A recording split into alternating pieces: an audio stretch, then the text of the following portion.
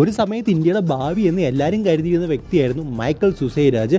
നമുക്കറിയാം അദ്ദേഹം ഉള്ളതുകൊണ്ട് തന്നെ അദ്ദേഹത്തിൻ്റെ ചേട്ടന് വരെ, അതായത് ബ്രദറിന് വരെ റജിൻ മൈക്കൽ, അദ്ദേഹത്തിന് വരെ മോഹൻ ബഗാൻ സൂപ്പർ ജയൻസിന് അവസരം കിട്ടിയിരുന്നു. അദ്ദേഹം ഏത് തരത്തിലുള്ള പ്ലെയർ ആണോ അങ്ങനെയൊന്നും നോക്കാതെ ഒരു അവസരം കൊടുക്കുകയായിരുന്നു മോഹൻ ബഗാൻ സൂപ്പർ ജയൻസ്. ആ ഒരു സമയത്താണ് ഇതിനൊരു ഇഞ്ചുറി സംഭവിക്കുന്നതും അതിൻ്റെ കരിയർ വലിയ രീതിയിൽ ഡിമ്മായി പോകുന്നതും.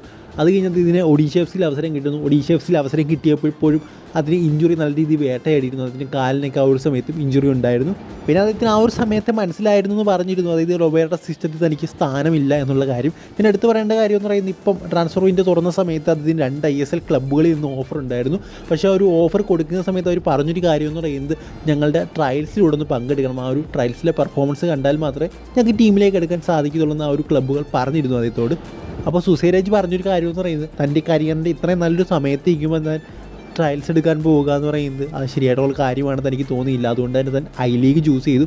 ഐ ലീഗിൽ ഗോകുലം കേരള എഫ് സിക്ക് വേണ്ടി മികച്ച പെർഫോമൻസ് കാഴ്ച വെച്ചുകൊണ്ട് തനിക്ക് ISLലേക്ക് കയറാനുള്ള എല്ലാ വാതിലുകളും താൻ തട്ടിത്തുറക്കുമെന്നാണ് അദ്ദേഹം പറഞ്ഞിരിക്കുന്നത്. സോ നമുക്ക് കണ്ടു തന്നെ അറിയണം, നല്ല ടാലൻ്റ് ആയിരുന്നു. ഇഞ്ചുറി അതിനെ ശരിക്കും വലച്ചു എന്ന് തന്നെ പറയാം. ഇനി അടുത്ത അപ്ഡേറ്റ് എന്ന് പറയുന്നത്, ഞാൻ ഈ ഒരു വീഡിയോ ചെയ്യാൻ കുറച്ച് താമസിച്ചു പോയി.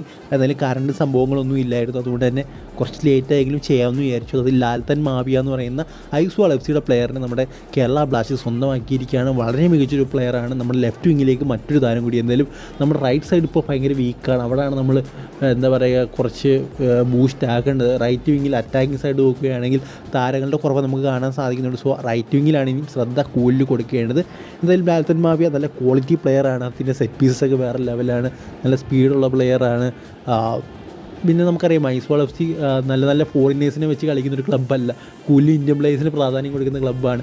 എന്നിട്ട് പോലും അവർ കഴിഞ്ഞ സീസണിൽ വളരെ മികച്ചൊരു പ്രകടനമാണ് കാഴ്ചവെച്ചത്. ആ ഒരു പ്രകടനത്തെയെല്ലാം ലാൽത്തൻ മാവിയ വേറെ ലെവലൊരു എന്തായാലും പങ്കാളിത്തമാണ് വായിച്ചത്. സോ നല്ലൊരു സൈനിങ് ആയിട്ടാണ് എനിക്ക് തോന്നുന്നത്. സോ ഒരു ടോപ്പ് നോച്ച് സൈനിങ് ആണ്. അത് ഐസ്വാൾ എഫ് സിയിൽ നിന്ന് ഏത് താരം വന്നാലും അതൊരു ടോപ്പ് നോച്ച് സൈനിങ് തന്നെയായിരിക്കും. കാരണം അവരെപ്പോഴും ഇന്ത്യൻ പ്ലേയേഴ്സിന് പ്രാധാന്യം കൊടുത്ത് കളിക്കുന്ന ഒരു ക്ലബ്ബാണ്. ഇന്ത്യൻ പ്ലേയേഴ്സിന് പ്രാധാന്യം കൊടുക്കുന്നത് മാത്രമല്ല, ഇന്ത്യൻ പ്ലേയേഴ്സിനെ വെച്ച് അവർ പോയിൻ്റ് ടേബിളിൽ നല്ല രീതിയിൽ മുന്നേറ്റവും നടത്താറുണ്ട്. മികച്ച ടീമുകളായിട്ട് വിജയിക്കാറുണ്ട്. സോ അങ്ങനെ വിജയിക്കണമെങ്കിൽ ഈ ഒരു ഇന്ത്യൻ താരങ്ങൾ ടോപ്പ് പ്ലെയർ ആയിരിക്കണം. സോ അതുകൊണ്ട് തന്നെ ലാൽത്തൻ മാവി ടോപ്പ് പ്ലെയർ ആയിരിക്കും എന്ന് തന്നെയാണ് ഞാൻ വിചാരിക്കുന്നത്. അതായത് നമ്മുടെ എന്താ പറയുക ഡയറക്ടർ കൊണ്ടുവന്നത്, അതായത് നമ്മുടെ കരോലിസ് കിൻഗിസ് ഇന്ത്യൻ താരങ്ങളെ സൈൻ ചെയ്യുമ്പോൾ അദ്ദേഹം എപ്പോഴും നല്ല താരങ്ങളെയാണ് കൊണ്ടുവരുന്നത്. സോ ഇതൊരു നല്ല സൈനിങ് ആയിരിക്കും എന്നാണ് എനിക്ക് തോന്നുന്നത്.